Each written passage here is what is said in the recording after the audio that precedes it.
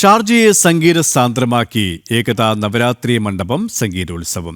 3 ദിവസങ്ങളിലായി നടക്കുന്ന സംഗീതോത്സവത്തിൽ 300-ലേറെ സംഗീത കച്ചേരികൾ അരങ്ങേറുന്നു.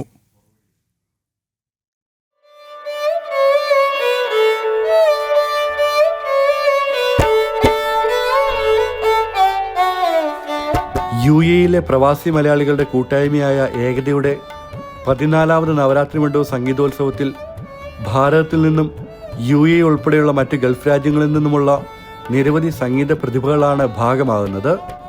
ഷാർജ ലുലു സെൻട്രൽ മാൾ ഓഡിറ്റോറിയത്തിൽ ഞായറാഴ്ച വരെ ദിവസവും രാവിലെ 8 മണി മുതൽ രാത്രി 10 മണി വരെയാണ് പരിപാടികൾ.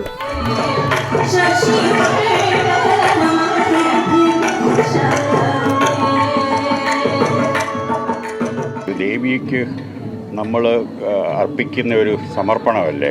അപ്പോൾ this is a pious occasion. ഇതൊരു ഫെസ്റ്റിവിറ്റിയെക്കാളും കൂടുതലും this is bhakti in its purest form.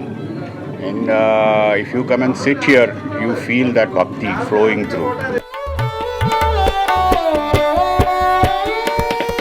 300-ലേറെ സംഗീത കച്ചേരികൾ 3 ദിവസങ്ങളിലായി നടക്കും. അരങ്ങേറ്റം, പ്രതിഭ, വിദ്വാൻ, വിദൂഷി എന്നിങ്ങനെ 3 വിഭാഗങ്ങളിലായാണ് കച്ചേരികൾ. കർണാട്ടിക്, ഹിന്ദുസ്ഥാനി, ഹരികഥ, ലയവിന്യാസം എന്നിങ്ങനെ വിവിധ ശൈലികളിലുള്ള കച്ചേരികളും ഉപകരണ സംഗീത കച്ചേരികളും സംഗീതോത്സവത്തിന്റെ ഭാഗമായി അരങ്ങേറും.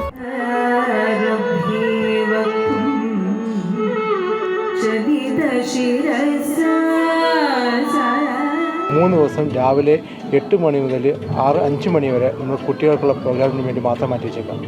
6 മണിക്ക് ശേഷമാണ് നമുക്കുള്ള മെയിൻ പ്രോഗ്രാം നമ്മൾ ചെയ്തേക്കുന്നത്. 6 മണി മുതൽ 10 മണി വരെയാണ് ടൈം. അതിലങ്ങനെ കുട്ടികൾക്ക് ഇതേ കണക്കുള്ള പക്കമേളകരെ കിട്ടുക എന്നുള്ളത് തന്നെ നല്ലൊരു അവസരമാണ്. സംഗീതോത്സവത്തിൽ പ്രവാസി സംഗീത ഭാരതി പുരസ്കാരം ചെങ്കോട്ട ഹരിഹര സുബ്രഹ്മണ്യ അയ്യർക്ക് സമ്മാനിക്കും.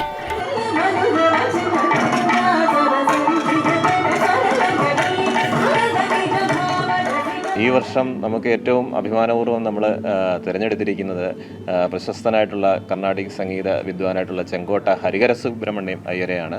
അപ്പം അദ്ദേഹത്തിനെ ഇവിടെ കൊണ്ടെത്താൻ സാധിച്ചതിലൊക്കെ നമ്മൾ വളരെ സന്തോഷമുണ്ട്.